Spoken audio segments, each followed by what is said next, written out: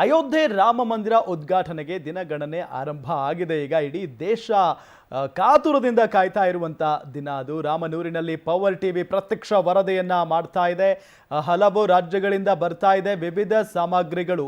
ಬೃಹತ್ ಘಂಟೆ ದಾನ ಮಾಡಿದ್ದಾರೆ ರಾಮೇಶ್ವರ ಟ್ರಸ್ಟ್ನವರು. ಬೃಹತ್ತಾದಂಥ ಒಂದು ಘಂಟೆ ಅದು. ತಮಿಳುನಾಡಿನಲ್ಲಿರುವ ರಾಮೇಶ್ವರ ಟ್ರಸ್ಟ್ ಇಲ್ಲಿ ದಾನ ಮಾಡಿದೆ. ಸುಮಾರು 612 kg ತೂಕ ಇದೆ ಆ ಒಂದು ಗಂಟೆ. 612 kg.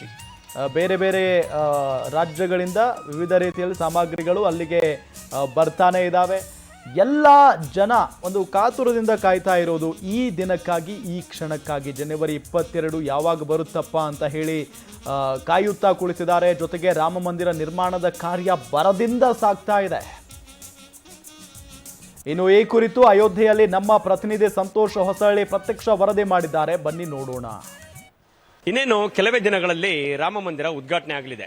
ಹೀಗಾಗಿ ಪೂರಕವಾದಂತಹ ತಯಾರಿಗಳು ಒಂದಲ್ಲ ಒಂದು ರೀತಿಯಲ್ಲಿ ಕೆಲವೊಂದಿಷ್ಟು ಪ್ರದೇಶಗಳಲ್ಲೂ ಕೂಡ, ಅಯೋಧ್ಯೆಯ ಕೆಲವೊಂದಿಷ್ಟು ಪ್ರದೇಶಗಳಲ್ಲಿ ನಡೆಯುತ್ತಲೇ ಇದೆ.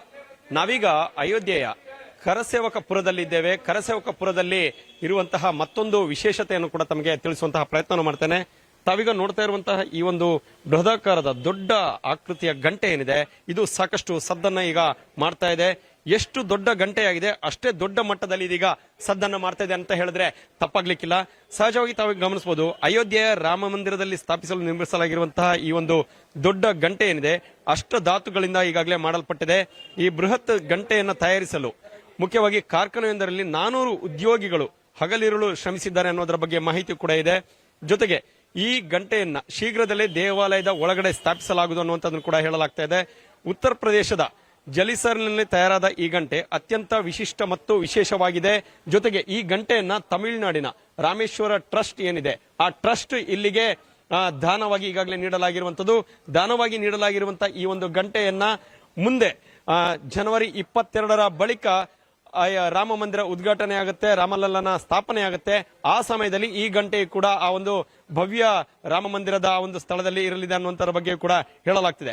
ಸಾಮಾನ್ಯವಾಗಿ ದೊಡ್ಡ ಗಂಟೆಗಳನ್ನ ತಯಾರು ಮಾಡಬೇಕು ಅಂತ ಹೇಳಿದ್ರೆ 2 ತುಂಡುಗಳಾಗಿ ಅಚ್ಚುಗಳನ್ನ ತಯಾರು ಮಾಡಬೇಕಾಗುತ್ತೆ. ನಂತರ ಅದನ್ನು ಒಟ್ಟಿಗೆ ಜೋಡಿಸುವಂತಹ ಕಾರ್ಯದಲ್ಲಿ ಅಲ್ಲಿರುವಂತಹ ಸಿಬ್ಬಂದಿಗಳು ಸಹಜವಾಗಿ ಮುಂದಾಗ್ತಾರೆ. ಇನ್ನು ಉಳಿದಂತೆ ಈ ಒಂದು ಗಂಟೆಯನ್ನು ತಯಾರು ಮಾಡಬೇಕು ಅಂತ ಹೇಳಿದ್ರೆ ಕೇವಲ ಒಂದೇ ಅಚ್ಚಿನ ಮೂಲಕವಾಗಿ ಇಷ್ಟು ದೊಡ್ಡ ಬೃಹದಾಕಾರದ ಗಂಟೆಯನ್ನು ಕೂಡ ಈಗಾಗಲೇ ತಯಾರು ಮಾಡಲಾಗಿರುವಂತದ್ದು.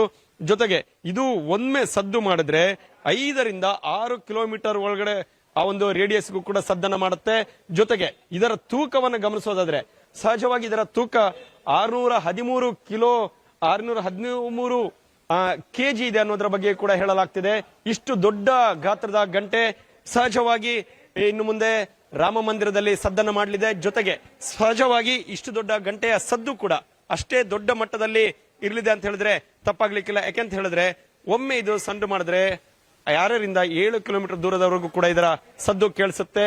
ಜೊತೆಗೆ ರಾಮೇಶ್ವರಂನಿಂದ ಕೊಡಲಾಗಿರುವಂತಹ ಈ ಗಂಟೆ ಜೊತೆಗೆ ಮತ್ತಷ್ಟು ತಮಿಳುನಾಡು ಹಾಗೂ ದಕ್ಷಿಣ ಭಾರತದ ಬಹುತೇಕ ರಾಜ್ಯಗಳು ಕೂಡ ಈ ರೀತಿಯಾದಂತಹ ಕೆಲವೊಂದಿಷ್ಟು ದಾನಗಳನ್ನ ಅಯೋಧ್ಯೆಯ ರಾಮ ಮಂದಿರ ನಿರ್ಮಾಣದಲ್ಲಿ ಕೊಡೋ ಮುಖಾಂತರವಾಗಿ ತಮ್ಮ ಸೇವೆಯನ್ನು ಸಲ್ಲಿಸೋದಕ್ಕೆ ಇದೀಗ ಮುಂದಾಗ್ತಿವೆ. ಅಯೋಧ್ಯೆಯ ಕರಸೇವಕಪುರಂದಿಂದ ಪವನ್ ಜೊತೆ ಸಂತೋಷ್ ಹೊಸಳ್ಳಿ, ಪವರ್ ಟಿವಿ.